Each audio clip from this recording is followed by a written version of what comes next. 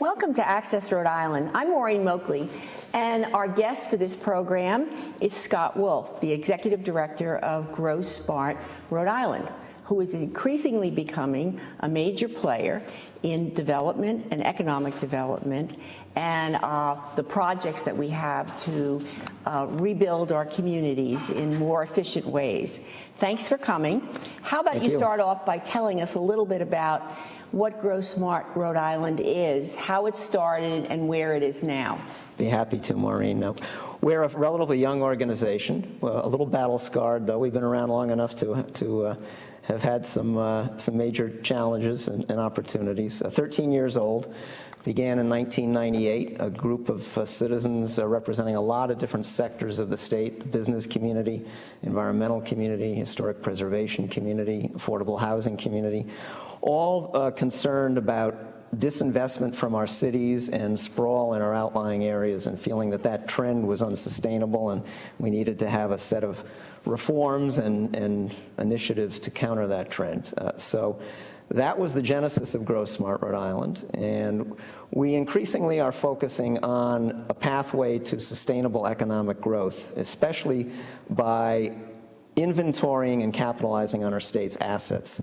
We're very concerned that for a number of years in Rhode Island, the focus has been on our liabilities. It's almost as if Rhode Islanders all have PhDs when it comes to what our liabilities are and our high school dropouts when it comes to what our assets are. We're trying to change that balance a little bit, because we think if we don't identify and invest in our assets, we're going to be treading water economically and in other aspects of our daily life here in Rhode Island for the foreseeable future. When I think of Access Rhode Island, or its initial inception, what I thought about was the guys who were worried about green, who wanted to restore factories, which I think was part of it.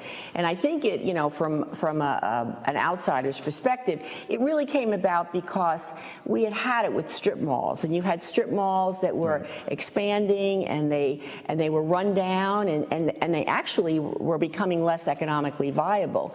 And so along with that, there was this movement that began slowly, but I think is fabulous, the way it's taken buildings and changed environments, living environments and working environments. Absolutely. Tell us a little bit throughout about the state. that. And one of the major catalysts for that has been the state historic tax credit, which Grow Smart has been a major proponent of from its inception, even before its inception in 2001.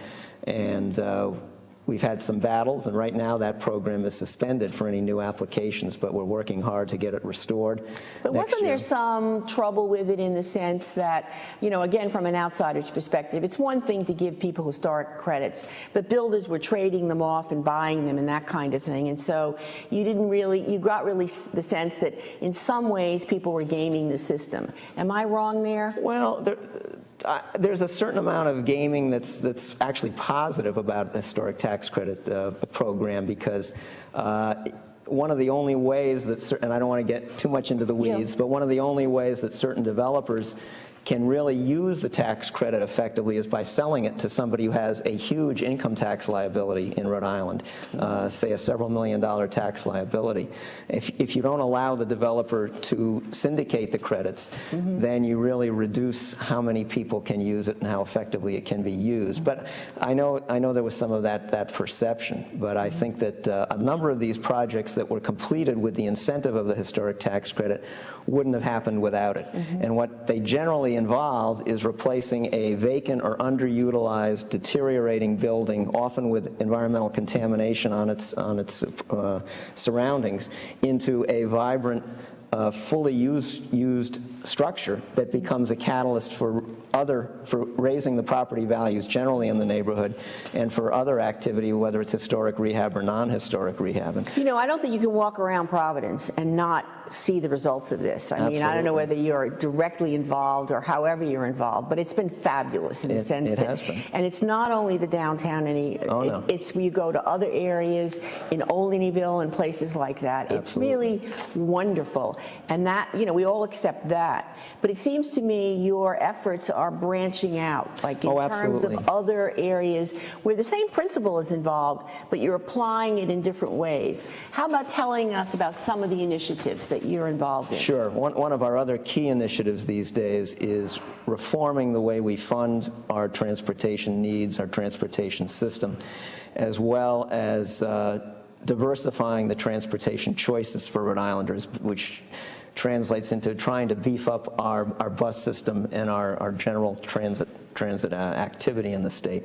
Right now, most of the funding for the Rhode Island Public Transit Agency, other than from the fare box, comes from proceeds from the gas tax. And it's a fixed number of cents per gallon of gas that go into RIPTA's coffers. That is an unsustainable funding source for a couple of good reasons. If you're successful, you don't get the gas tax.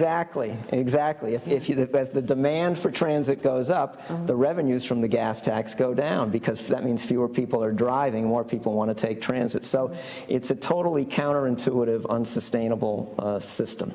And what is the alternative to that? The alternative is not necessarily politically popular, but it involves probably looking at tolling on the Rhode Island-Connecticut border to generate some extra revenue, a lot of which would come from non-Rhode Islanders who are traveling through our state to get between Boston and New York.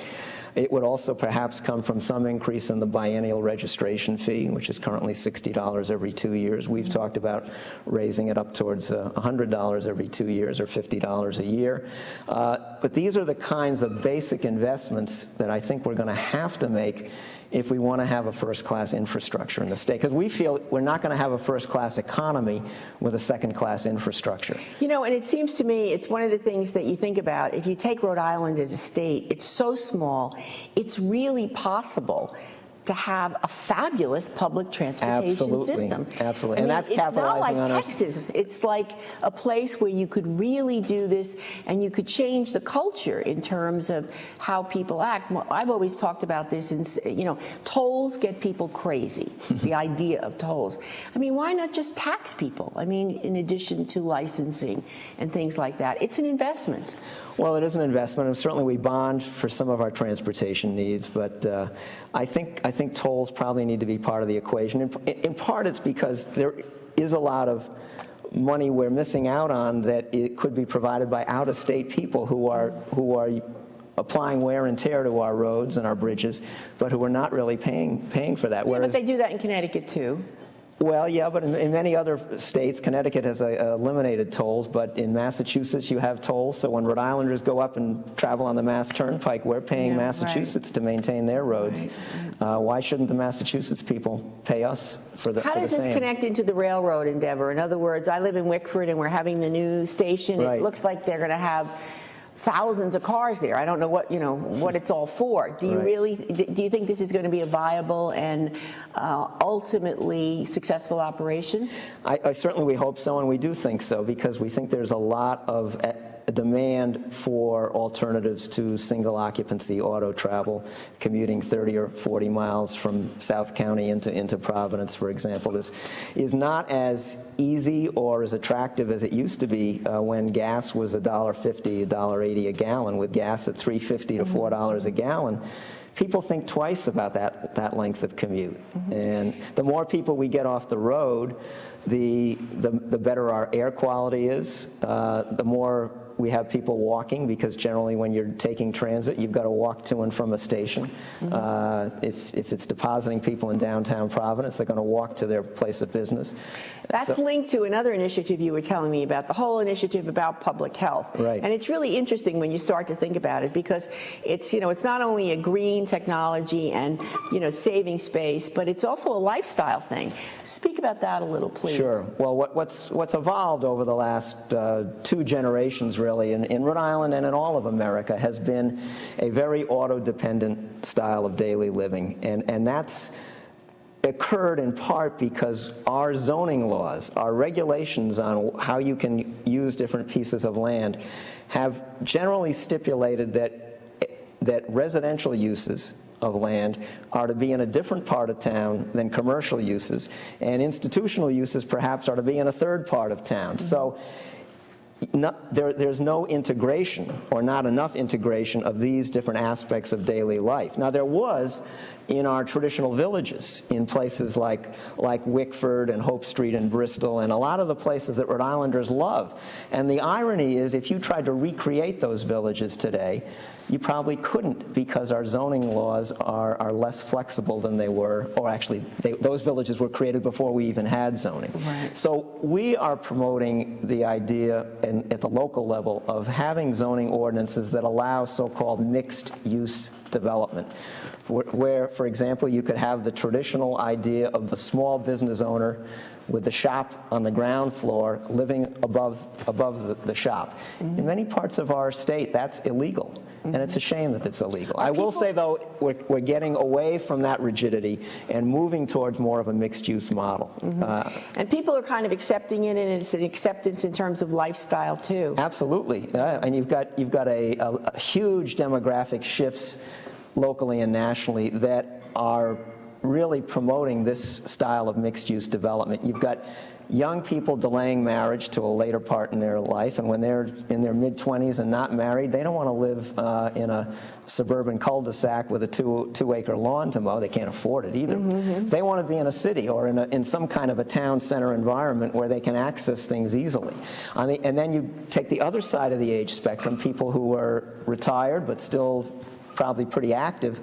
They don't want to drive 20 miles to their doctor or to a cultural event. They want to be able to access it as easily as possible. So living close to where you play and work is becoming increasingly popular, and we have to adopt the kind of land use regulations that facilitate that kind of lifestyle as opposed to impede it. Right, and we're so compact that it's so much more possible. We should be the national leader in mixed-use development, in user-friendly daily living. And we're not bad, but given how compact we are, we're not as good as we should be. And that is a competitive advantage. We always talk about our competitive liabilities, about how it's an expensive place to do business, we're over-regulated, at least is the constant mantra. We get so focused on all that business climate stuff that we forget about some other aspects of our climate that are positive, that people in other parts of the country with allegedly better business climates would drool to have our kind of energy-efficient development patterns. Right. So let's capitalize on them. Let's not just ignore them or dismiss them or be lackadaisical about them. But that means spending some money, making some investments, not just cutting. We need a prosperity agenda every bit as much as an austerity agenda if we're going to really capitalize on this state's potential. Otherwise, we're going to consign ourselves to mediocrity and to underachievement.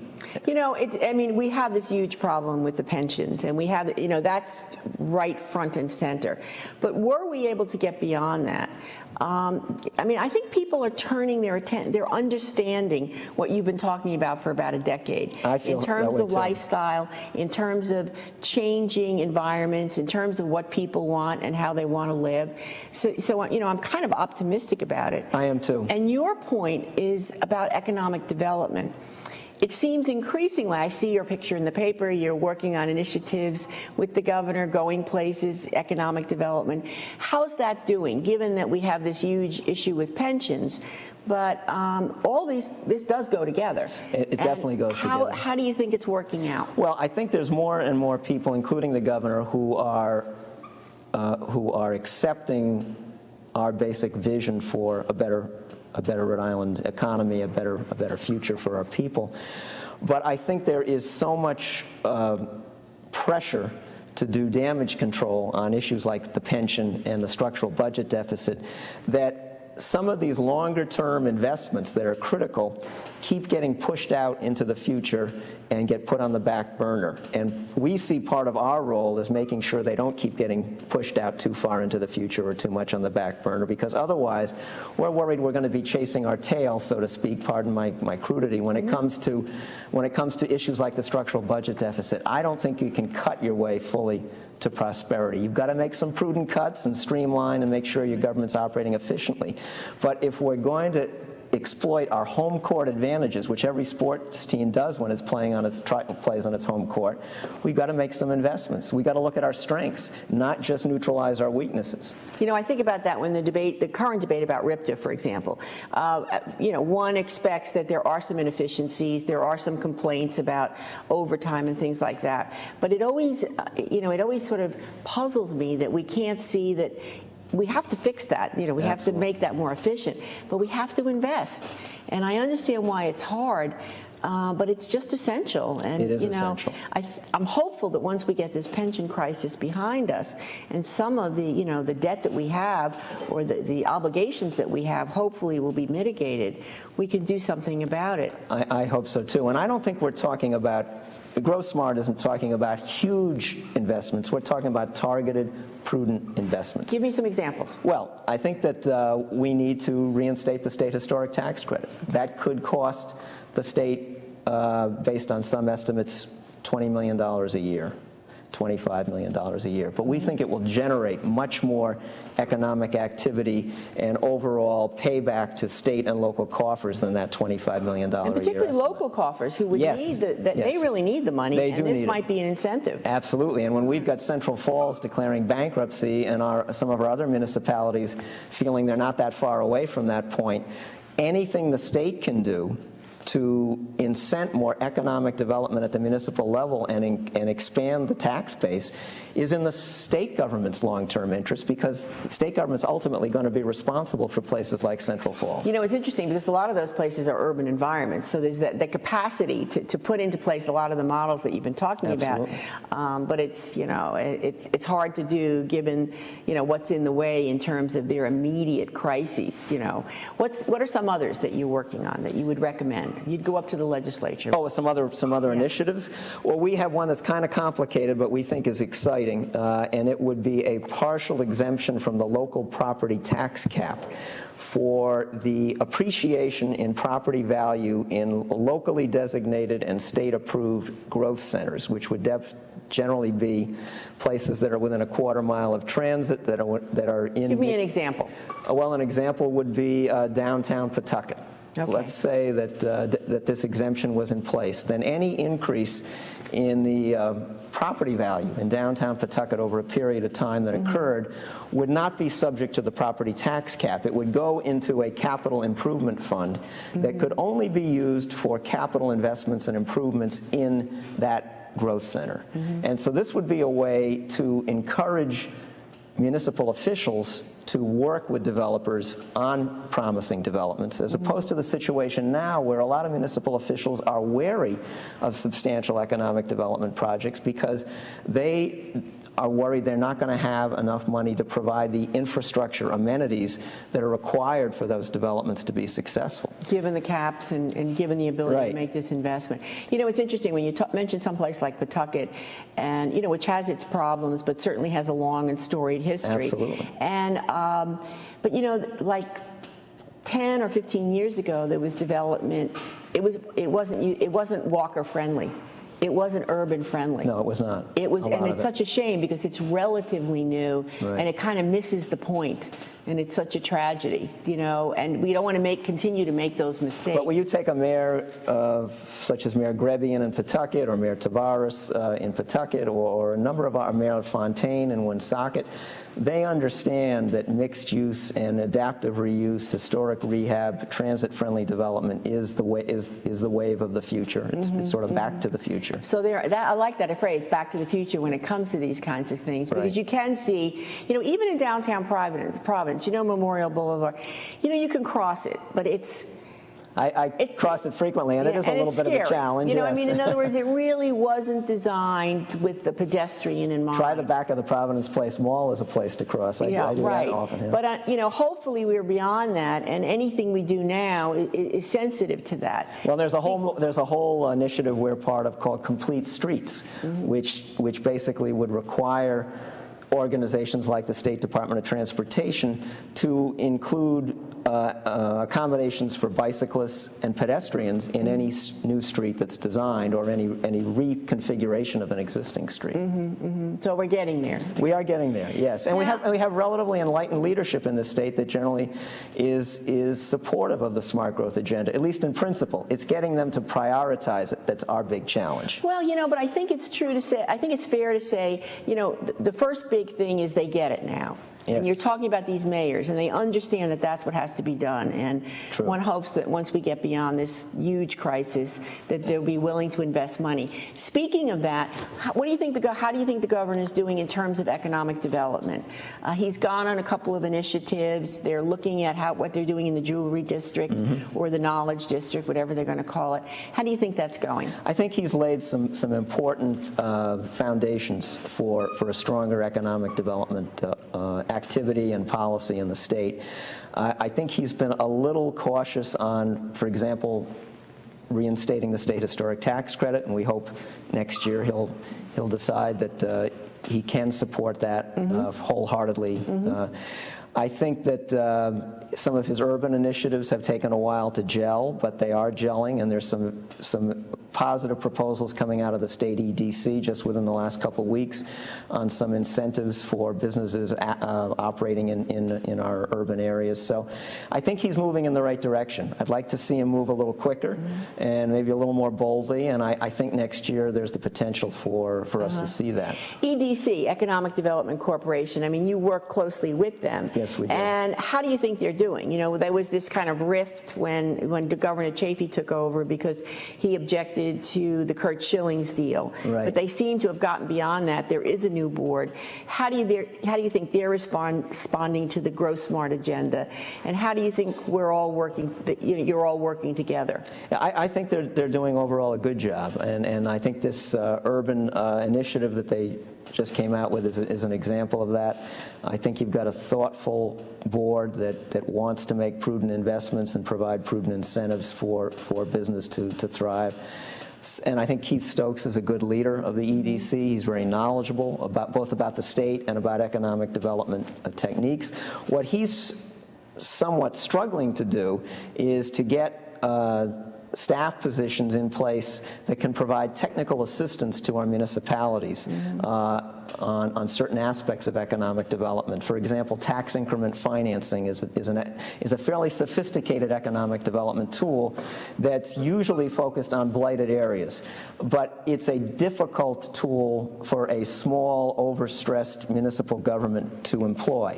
They need some guidance and some help, and Keith is trying to put the staff in place to provide that kind of technical assistance, and we support that. It's interesting because when I think of Keith, and I think again of, not necessarily missteps, but different directions in earlier phases of redevelopment, he's the first one that will tell you, of course he's from Newport, Sure. that if he had it to do over again in terms of the development of the waterfront. It would have been a mixed-use waterfront, Right. that there were too many condominiums, too many restaurants, and that, the whole character of the place, as well as the prosperity of the place, would have been better served if we only had the vision now, Sure. then that we have now. Yeah, they don't have much of a working waterfront anymore because of the sort of excessive condoization of that area. And I think people have gotten over that. What do you think about what's going on down, on Allens Avenue? Do you think they're winning that battle in the sense of mixed use? I think so. And actually, they might say they're winning. Some of the people who are most for a working waterfront concept would say they were worried about mixed use. That their argument was there aren't many places in Rhode Island where this kind of heavy industrial activity connected to a waterfront can take place. And if you start introducing condos and hotels, people will object to the noise, to the smells, and we won't be able to have this kind of industrial activity that pays good wages to non-college educated people, and we don't have enough of those jobs in Rhode Island today. That seems reasonable. What do you think? I generally agree with that, yes. I mean, we have condos all over the place. Right. We've got waterfront, we're auctioning off condos. That's true. So, the reason why this issue is such a tough one from a fiscal and economic standpoint is that state government and municipal government have very different views of what's good economic development. For the city of Providence, having relatively small number of workers working in a manufacturing facility on an industrial waterfront means the property values stay low and their tax revenue isn't very great. For the state of Rhode Island, having well-paying jobs for non-college educated people means we're going to get good income tax revenue, and we're going to have a place for our non-college educated people to thrive and to not be falling into poverty. So there's this inherent conflict because the municipalities are looking at property tax as their major revenue source, and the state is looking at income tax and sales tax. But I think Major Tavares gets it, as you said, Yes. and he's aware of it, you know, and with an appreciation of neighborhoods and different neighborhoods that have different things to offer, and I think that's hopeful too. It is, and there's now a new business that's purchased part of the old ProMet Marine company, and they're going to be expanding. It's heavy industrial. It's scrap metal recycling, as I understand it. And I talked to someone the other day who says that will bring in new jobs and new well-paying blue-collar jobs. And those are an endangered species. So anything within reason we can do to expand that pool of jobs. You know, when you go up to Boston, it's a mixed use. I mean, Absolutely. when you go to New York, when you go to New Jersey, I mean, you know, you have to have heavy industrial spaces as well as beautiful spots where, you know, people can be in a condo and look out the window. I guess we could do it too. And we want to make sure that Rhode Island's beauty and natural resources can be enjoyed by everybody, not just by the elites. And to a large extent, we already are there, but we always need to be vigilant about making sure that the tremendous access to beauty and water that we have in this state is maximized. I agree. You said you had another initiative you were telling me about agriculture. That doesn't seem to, what are you doing with the agricultural sector? The reason why we're involved in it is that we are strong believers that Rhode Island sells itself on beauty, not brawn, and that a major part of Rhode Island's beauty and quality of place is that we have this wonderful urban-rural balance, that we have still a thriving agricultural sector, even in the second most urbanized state in America. But it's tough for farmers to resist the urge to sell their land, which is their major asset, to developers. And in order to prevent that from happening, we need to make sure that they're not over-regulated, that they can do certain things on their land that perhaps local land use ordinances say they can't do right now. So we're promoting, with our economic and environmental combined prism, we're promoting the notion that agriculture needs to be treated as a serious business, not just a landscape enhancement, and we're working with local officials on analyzing their zoning ordinances and suggesting ways to make them more farm-friendly. And some of the spots are so beautiful and so vast, and you're right, it has such potential. And it's a thriving sector of our economy at a time when so much of our economy is struggling. Agriculture is growing. It's growing on every measure imaginable. I didn't know that. It's doing better than any other agricultural sector in New England in terms of the growth rates, the number of farms that have sprung up, and the farm income increase. That's great. It's a great story. Before we end, I just want to ask a couple of questions about you. Now, you are from Rhode Island. You went to Moses Brown. You went to Brown University. You've been other places, but I don't know if people realize that you came back and you got interested in politics. Very interested. You got very interested, and you ran and almost beat Ferdinand St. Germain in the 1st District. That's right, in and the Democratic primary. Kind of irony was, the feeling was that you kind of softened him up, and then Ron Makeley was able to take the seat. How do you feel about politics now, and what other things are you involved in? Well, I'm still very interested in politics, and I do think it's a noble calling, and I think that it's been poisoned somewhat by the financial pressures that politicians face to get reelected in this multimedia age.